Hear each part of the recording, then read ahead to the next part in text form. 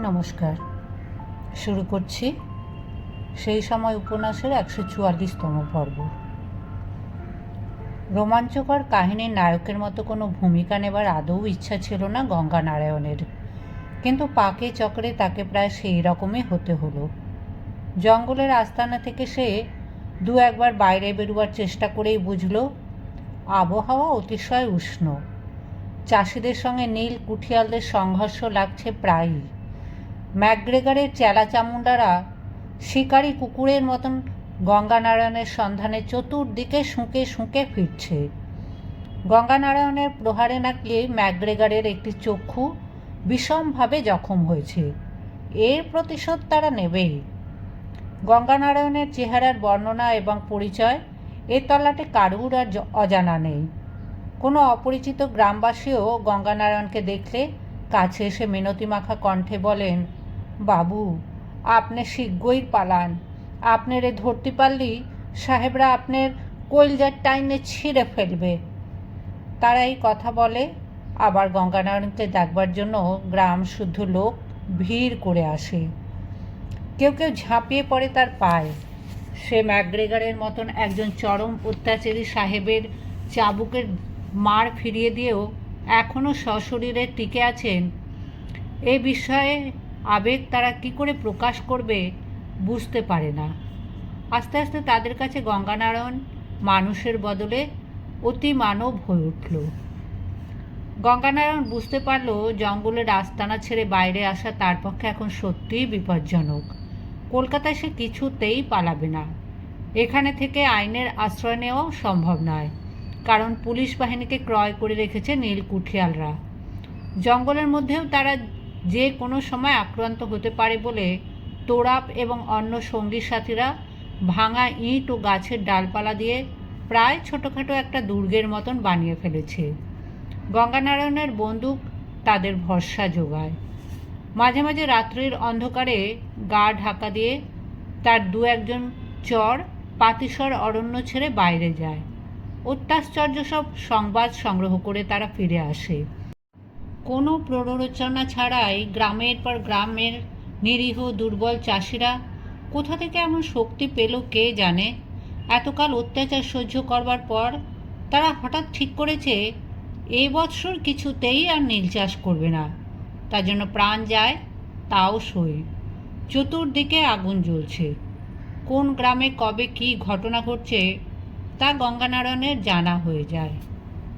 আহার্য সংগ্রহের জন্য তোড়াপোতার সঙ্গীদের যেতে হয় গ্রামে। গ্রামবাসীরা স্বেচ্ছায় তাদের মুষ্টি ভিক্ষা দেয়।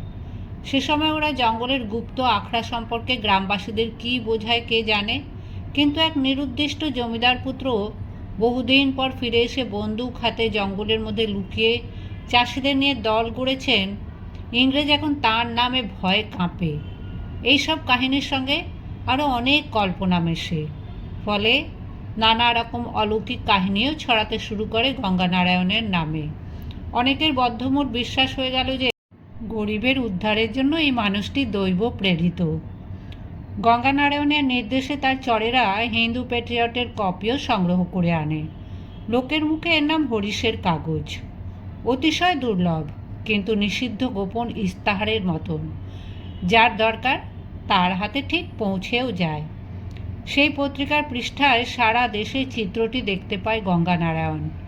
নীল চাষের ফলে বাংলার অনেক জেলা যে একেবারে ছাড়ে খাড়ে যাচ্ছে সে কথা যুক্তি ও তথ্য দিয়ে সবিস্তারে বুঝে চলেছেন হরিশ মুখুজ্জে।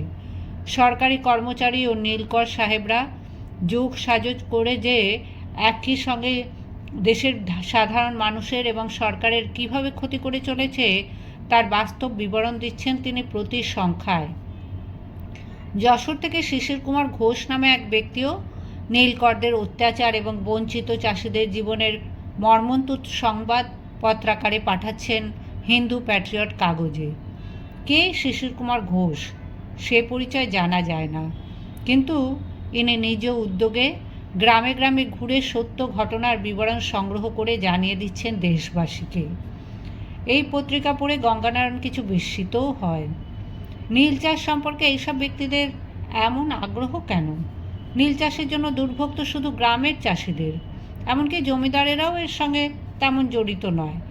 তাদের কিছু কিছু জমি নীলকরদের ইজারা দিয়ে জমিদাররা এই ব্যাপার থেকে হাত ধুয়ে ফেলেছে। এখন এই চাষের লাভ ক্ষতির সঙ্গে তাদের বিশেষ সম্পর্ক নেই। শহরের মধ্যবিত্ত শ্রেণীর তো কিছুই যাবার আসবার কথা নয়। গঙ্গানারায়ণের মনে পড়ে না গ্রামের কৃষকদের নিয়ে এত রচনা সে আগে কখনো কোনো ইংরেজি কাগজে দেখেছে। হরিশ মুখুজ্জে বা শিশির কুমার ঘোষের মতন ব্যক্তিদের এত উদ্বেগ কেন নীল চাষিদের অবস্থা সম্পর্কে? যদি হরিশ মুখুজ্জে নামের লোকটির সঙ্গে কোনো দিন দেখা হয়, গঙ্গানারায়ণ এই প্রশ্নটি করবে। গঙ্গানারায়ণের নিজস্ব একটা দায় আছে, সেজন্য ওদের ভাগ্যের সঙ্গে সে নিজেকে জড়িয়েছে, কিন্তু সে দায় তাদের জমিদারির কিংবা বংশের ঐতিহ্যের কাছে নয়, সম্পূর্ণই নিজস্ব। একদিন দ্বীপ্রহরে তোরা বন্দুক বন্দুক বলে চিৎকার করতে করতে ছুটে এলো গোপন আস্তানায়। সে দেখে কয়েকজন সশস্ত্র লোক এসে প্রবেশ করেছে এই জঙ্গলে। নিশ্চয়ই নীলকরদের বাহিনী অথবা পুলিশ। এই জঙ্গলে কেউ কেউ শখ করে শিকারের জন্য আসে বটে, কিন্তু বর্তমানের বিপজ্জনক সময়ে কে শিকারের শখ পুষে রাখবে? তোরাপ তার সঙ্গীরা লাঠি নিয়ে গোপন আনাচে কানাচে মুখ লুকিয়ে প্রস্তুত হয়ে রইল। গঙ্গানারায়ণ দাঁড়ালো বন্দুক হাতে নিয়ে। তার বক্ষ কম্পিত হচ্ছে। বন্দুক চালিয়ে তাকে মানুষ মারতে হবে? শুধু আত্মরক্ষার জন্য নয়, তার সঙ্গীদের বাঁচাবার জন্য সে অস্ত্র ব্যবহার করতে বাধ্য। তার মুহুর্মুহ মনে হতে লাগলো এর চেয়ে ঋষিকেশের শান্ত স্নিগ্ধ মনোরম পাহাড়তলির জীবন কি অনেক শ্রেয় ছিল না? কিছু দূরে গাছপালার ফাঁকে দেখা গেল তিনটি লোককে। তাদের হাতে লাঠি আছে, কিন্তু বন্দুক রয়েছে কিনা বোঝা গেল না। তোরা উত্তেজিত চাপা স্বরে বলল, মারেন বড়বাবু, হুম মন্দির পোলানগুলোকে নিকটে আইতে দেবেন না, মারেন। গঙ্গানারায়ণ তবু বন্দুক উঁচিয়ে স্থির হয়ে রইল। দূরের দলটির মধ্য থেকে একটি লোক বেশি সামনে এগিয়ে এলো। বলিষ্ঠকায় ব্যক্তিটির গায়ে হলুদ রঙের নিমা, মল্লকচ্ছ দিয়ে ধুতি পরা, হাতে একটি পিতলের গাঁট দেওয়া লাঠি। সে চেঁচিয়ে বলল, সিঙ্গিবাবু, সিঙ্গিবাবু। গঙ্গানারায়ণের সঙ্গীরা পরস্পরের মুখের দিকে চেয়ে বিস্ময় বিনিময় করল। তোরা বলল, ও হালায় ফুইন্দাবাজ, ওরারে শেষ কইরা দেন। দূরের লোকটি এবার দুহাত তুলে বলল, আমি সিঙ্গিবাবুর সাথে দেখা করতে আইছি, আমার নাম দিগম্বর বিশ্বাস। গঙ্গানারায়ণ এবার জোরে উত্তর দিল, তুমি যেই হও হাতের লাঠিটা ফেলে দাও, তারপর একা এগিয়ে এসো। লোকটি লাঠিখানাকে আস্তে খুব সন্তর্পণে শুইয়ে দিল মাটিতে। তারপর মুখ তুলে গম্ভীর স্বরে বলল, আমি চৌগাছার দিগম্বর বিশ্বাস। আমার সময় অতি অল্প, 2-4টি কথা কয়ে চলে যাব। রাজি থাকেন তো বাইরায় আসেন, নচেত ফিরে যাই। গঙ্গানারায়ণ বন্দুক নামিয়ে বলল, আসুন, আপনার বাঁ দিকে একটু ঘুরে আসুন, ওদিকে ঢোকার পথ। দিগম্বর বিশ্বাসের বয়স 30-এর নিচে, মুখখানি তেজোদ্দীপ্ত। যে ভাঙা গৃহটিতে গঙ্গানারায়ণদের আস্তানা, সেখানে প্রবেশ করে সে প্রথমে গঙ্গানারায়ণের দিকে বেশ কিছুক্ষণ নিঃশব্দে চেয়ে রইল। তারপর বলল, আপনি সেই লোক? লোকে তাহলে মিছে কথা বলে না? আমি ভেবেছিলাম বুঝি সবই গল্প কথা। গঙ্গানারায়ণ বলল, আপনি কে? চিনলুম না তো। দিগম্বর বিশ্বাস বলল, খাড়াইয়া সব কথা হবে না, আপনি বসেন, আমিও বসি, অনেক দূরথনে আসতেছি। শুকনো পাতা জড়ো করে শয্যা প্রস্তুত করা আছে গঙ্গানারায়ণের। সে তার উপর বসল। দিগম্বর বিশ্বাস বসল মাটিতেই, খানিকটা দূরত্ব রেখে। অন্যরা গোল হয়ে ঘিরে দাঁড়িয়েছে তাদের। দিগম্বর বিশ্বাস তাদের দিকে হাত তুলে বেশ ব্যক্তিত্ব সহকারে বলল, এই, তোরা যা করতেছিলি কর, আমার সাথে কয়েকজন লোক আছে, কেউ গিয়া তাদের ডাইককে আন, এখান থেকে যা, বাবুর সাথে আমার কথা আছে। তারপর দিগম্বর বিশ্বাস মাটিতে কপাল ঠেকিয়ে গঙ্গানারায়ণকে প্রণাম জানালো। মুখ তুলে বলল, আমি আপনারে আগে দেখি নাই, তয় আপনার পিতা রামকমল সিংহেরে দেখেছি বাল্যকালে। গঙ্গানারায়ণ নীরবে প্রতীক্ষা করতে লাগলো। দিগম্বর বিশ্বাস বলল, আপনি আমারে দেখে অবাক হয়েছেন, আমিও কম অবাক হই নাই। হাটে বাজারে সর্বত্র লোকে কয় যে সিপাহী বিদ্রোহের এক নেতা হিমালয় পাহাড়ে এতদিন পলাইয়া রইছিলেন, এখন নীল চাষিগুলো লইয়া বিদ্রোহ করবার জন্য এদিকে আইসেন। তিনি আবার জমিদার সিংহবাবুর বাড়ির এ পোলা। গঙ্গানারায়ণ এবার হাসল। সিপাহী বিদ্রোহের নেতা? লোকের কল্পনার দৌড় এত দূর পর্যন্ত গেছে। সিপাহী বিদ্রোহের কথা গঙ্গানারায়ণ জানতই না। হরিদ্বার ঋষিকেশে সে বিদ্রোহের কোনো তরঙ্গই পৌঁছয়নি। এবার কাজের কথা বলুন। কাজের কথা তো আছেই। আমি চক্ষুকর্ণের বিবাদ ভঞ্জনের জন্য আসি নাই। আগে আমার পরিচয়টা দিয়া লই। আমারে পাঠাইছেন আমার দাদা। তার নাম বিষ্ণুচরণ বিশ্বাস। তিনি দেবতুল্য মানুষ। তিনি মেহেরপুরের নীলকুঠির দেওয়ানা ছিলেন। তোরাপ এবং তার সঙ্গীরা একটু দূরে সরে গিয়ে দাঁড়িয়েছিল। এ কথা শুনে তাদের মধ্যে একটা গুঞ্জন উঠল। নীলকুঠির দেওয়ান একটি অতিশয় ঘৃণ্য পরিচয়। এ লোকটি তো তাহলে নীলকুঠির সাহেবদেরই চর। দিগম্বর বিশ্বাস তাদের উদ্দেশ্যে ধমক দিয়ে বলল, আরে বেটারা, কইলাম তো ছিলেন, এখন নাই। আমিও ছিলাম ওই কুঠির গোমস্থা, ছিলাম, এখন নাই। দাদাই আর আমি চাকরিতে ইস্তফা দিচ্ছি। কেন দিচ্ছি জানেন? আগে ওই কুঠির ম্যানেজার ছিলেন ম্যাকফরসন সাহেব। তিনি মানুষ ভালো, স্কুল হাসপাতাল কইরা দিচ্ছেন নিজ ব্যয়। সব ইংরেজি খারাপ না, ইংরেজগো মধ্যেও ভদ্রলোক, ছোটো লোক, চোর ছ্যাঁচোর আছে। যত ছোটো লোক আর ছ্যাঁচোর সাহেবরাই নীলের ব্যবসা করে। অহন মেহেরপুরের কুঠির ম্যানেজার ইয়ার্ডলি ওই রকম এক ছোটো লোক। দেওয়ান গোমস্তাগো দিয়া চাষিগো অত্যাচার করাইতে চায়।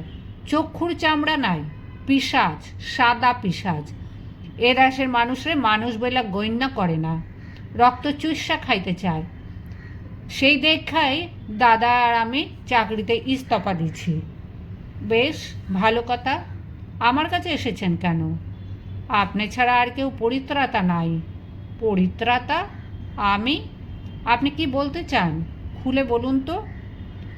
আপনার মতন আমারে পাইলেও মাথা কাটবে নীল বান্দররা। আমার দাদার নামে পুলিশের হুলিয়া। চাকরি ছাড়ার পর চাষিরা আমাগো কাছে আইসা ধর্ণা দিত। খালি কান্দে আর কয়, বাঁচান কর্তা, আমাগো বাঁচান। জীব মাত্রেই বাঁচতে চায়। সাহেবের জীবন, জমিদারের জীবন, চাষার জীবন সবই তো ভগবানের সৃষ্টি। আমরা দুই ভাই চাষিগো কইছি, যদি বাঁচতে চাও নীলের চাষ দিও না। তোমাগো রক্তে জমি লাউল হোক, তবু নীল যেন না হয়। চৌগাছা, মেহেরপুর এইসব এলাকায় কোনো চাষি এবার নীল চাষ দেয় নাই। এরকম কিছু কিছু খবর আমিও শুনেছি। শুধু আমাগো এলাকা নয়, অন্য এলাকাতেও আমরা চাষিগো গিয়া কই নীল চাষ বন্ধ করো। এ বছরেই একটা হ্যাস্তনাস্ত হইয়া যাবে।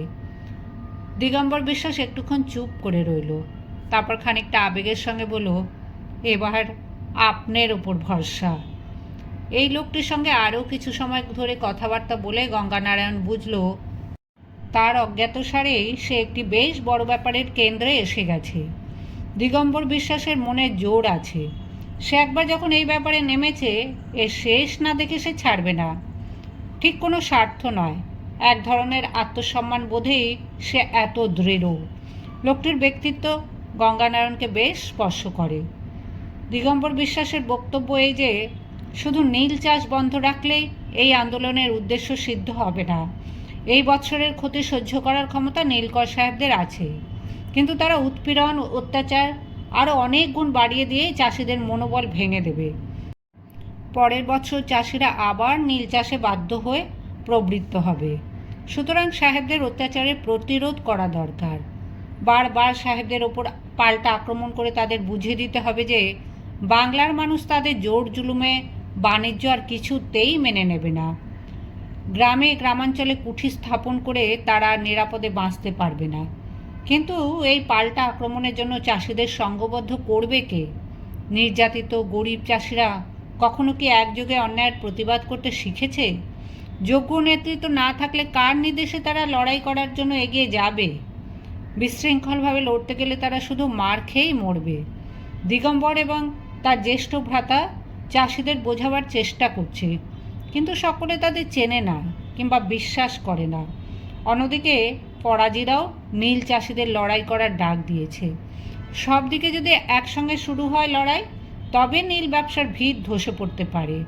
এখন পাকে চক্রে এই নেতৃত্বের ভার গঙ্গানারায়ণের ওপরই বর্তেছে। ইতিমধ্যেই মাঝে মাঝে এখানে ওখানে সংঘর্ষ বাঁধছে। কুঠিয়ালদের পাইকদের আক্রমণ করছে গ্রামবাসীরা। এক অত্যাচারী আমিনের লাশ ভাসতে দেখা গেছে নদীর জলে। ঘোড়ায় চড়ে যাচ্ছিলেন এক সাহেব। দূর থেকে কে তীর নিক্ষেপ করেছে। সে তীর সাহেবের গায়ে না লাগলেও ঘোড়াটি তীরবিদ্ধ হয়ে ভূপাতিত হয়। সাহেবের পা ভেঙে যায়। গ্রামান্তরের সমস্ত মানুষের বিশ্বাস এইসব কীর্তি গঙ্গানারায়ণের। মধ্যরাতে শোনা যায় দূরে কোথাও গোলাগুলির শব্দ। গৃহস্থরা ঘুম ভেঙে উঠে বসে বলে, ওই গঙ্গানারায়ণ সিংহি যাচ্ছে সাহেবদের সঙ্গে যুদ্ধ করতে। আর কিছুদিন পরেই বোধহয় লোকে গঙ্গানারায়ণের কাল্পনিক মূর্তি গড়িয়ে পুজো করবে। গঙ্গানারায়ণ বলল, কিন্তু আমি তো এসব কিছুই করিনি। দিগম্বর বিশ্বাস বলল, আপনার নামে তো রটেছে, সেইতেই আমাকে লাভ। আপনার নামে এবার মন্তরের মতন কাজ হবে। আপনার ডাক শুনলে সকলটি এক স্থানে এসে খাড়াবে। আপনি হুকুম দিলে একদিকে ধেয়ে যাবে। লোকে ভাবে আপনার অলৌকিক শক্তি আছে।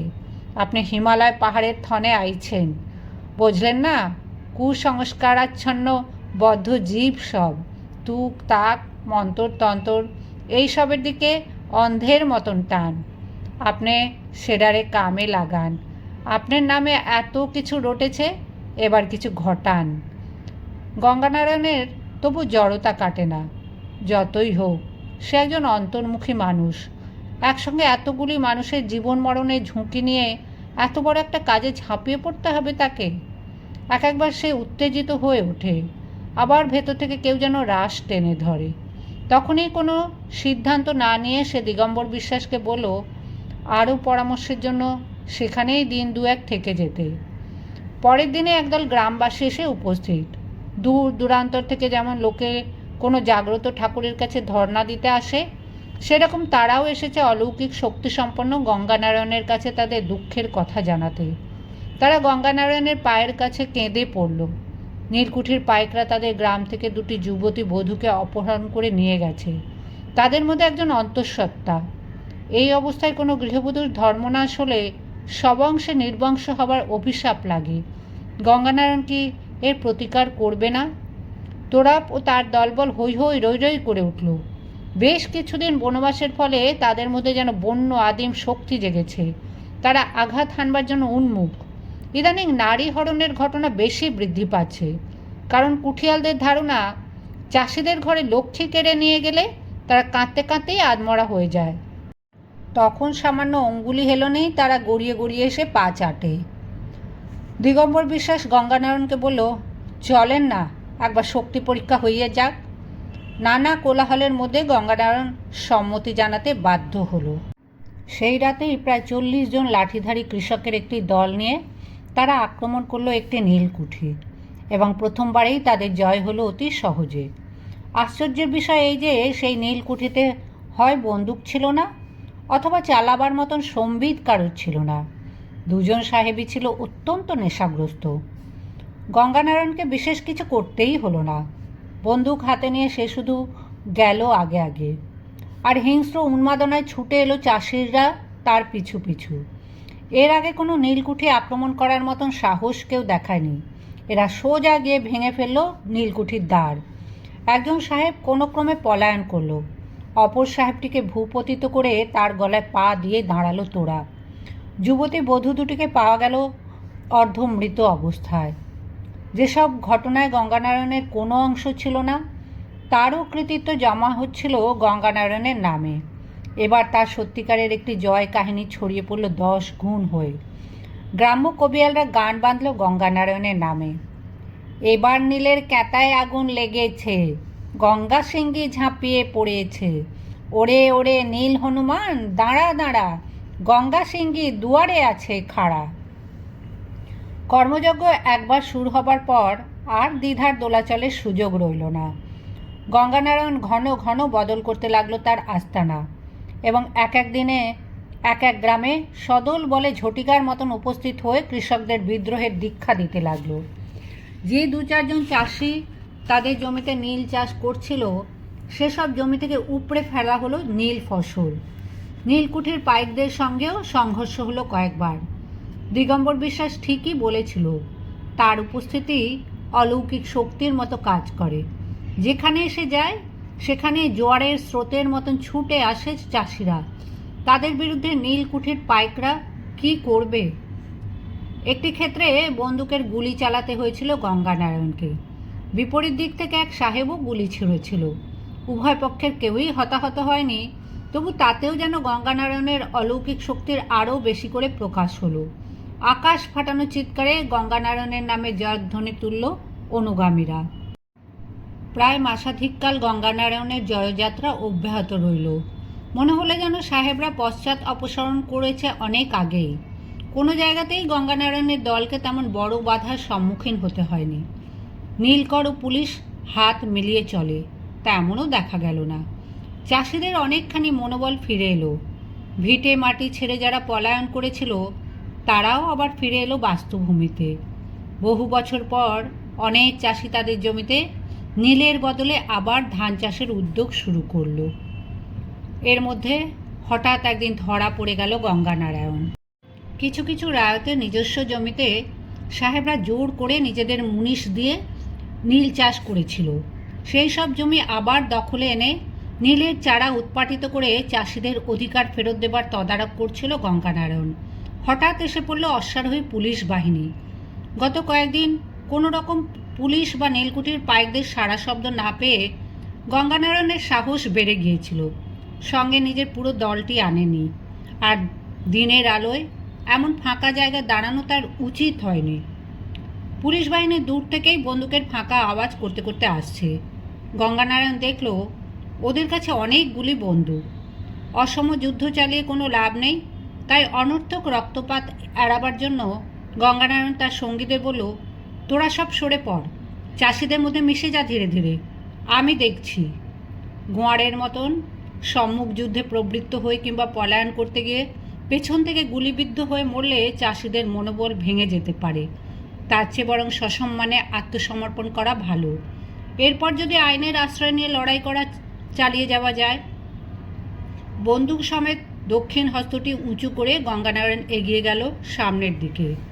পুলিশ বাহিনীটি পরিচালনা করছিল গঙ্গানারায়ণেরই স্কুলের সহপাঠী সেই ভগীরথ দারোগা। ঘোড়া থেকে নেমে সে নিজের হাতে গঙ্গানারায়ণের হাত ও কোমরে দড়ি বাঁধল। দড়ির অগ্রভাগটি নিজের হাতে রেখে হাঁটতে হাঁটতে সে চুপি চুপি বলল, তোর ভালোর জন্যই তোকে অ্যারেস্ট করলুম রে গঙ্গা, এছাড়া তোকে বাঁচাবার আর উপায় ছিল না। কলকাতা থেকে আরও ফৌজ আসছে, তোকে দেখা মাত্রই গুলি করার অর্ডার বেরিয়েছে। এই কটা চাষাভুষো নিয়ে তুই এদের সঙ্গে লড়তে চাস? আমি কলকাতায় তোদের বাড়িতে চিঠি লিখে দিয়েছি, সেখান থেকে কেউ এসে তোকে জামিনে খালাস করে নেবে। আর যদি কেস লড়তে হয় লড়বে। আর একদিনও বাইরে থাকলে তোকে প্রাণে বাঁচানো যেত না। গঙ্গানারায়ণের মুখখানি ভাবলেশহীন। বাল্যের সহপাঠীর মুখের দিকে সে একবার তাকিয়েও দেখল না। সেই রাত্রিটা গঙ্গানারায়ণকে আটক করে রাখা হলো হাজতে। পরদিন বিকেলে এত্তেলা এলো যে তাকে পাঠাতে হবে ডিস্ট্রিক্ট ম্যাজিস্ট্রেটের তাঁবুতে। খোদ ম্যাজিস্ট্রেট সাহেব তাকে দেখতে চান। শৃঙ্খলিত অবস্থায় গঙ্গানারায়ণকে আনা হলো সেখানে। ম্যাজিস্ট্রেটের তাঁবুতে আরও একজন উপস্থিত ছিল, সাহেবের বিশেষ বন্ধু নীলকর ম্যাকগ্রেগর। ম্যাজিস্ট্রেট সাহেব তার স্বদেশবাসী শহীদকে জিজ্ঞেস করলেন, ইজ দিস দ্য ম্যান? ম্যাকগ্রেগরের এক চোখে ঠুলি পড়ানো, চিবুকে এখনও চাবুকের দাগ। সে প্রায় গর্জন করে উঠল, ইয়েস। ম্যাজিস্ট্রেট সহাস্যে বলেন, বিট হিম। সঙ্গে সঙ্গে চাবুক নিয়ে ম্যাকগ্রেগর একেবারে ঝাঁপিয়ে পড়ল গঙ্গানারায়ণের উপর।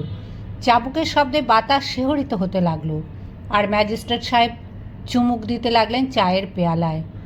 খানিক বাদে তিনি বলেন, উহাকে একবারে প্রাণে মারিও না ম্যাকগ্রেগর, আমাদের এখানকার দারোগার ও বাল্য বন্ধু। উহাকে একেবারে হত্যা করিলে সে দুঃখ পাইয়া কিছু লিখিয়া ফেলিতে পারে। অবশ্য অচিরাত সে দারোগাকে বরখাস্ত করিবার ব্যবস্থা করিতেছি, তাহার পর সেই দারোগার উপরেও কয়েক ঘা মারিয়া হস্তে সুখ মিটাইও। অচেতন রক্তাক্ত অবস্থায় গঙ্গানারায়ণ পড়ে রইল সেখানে।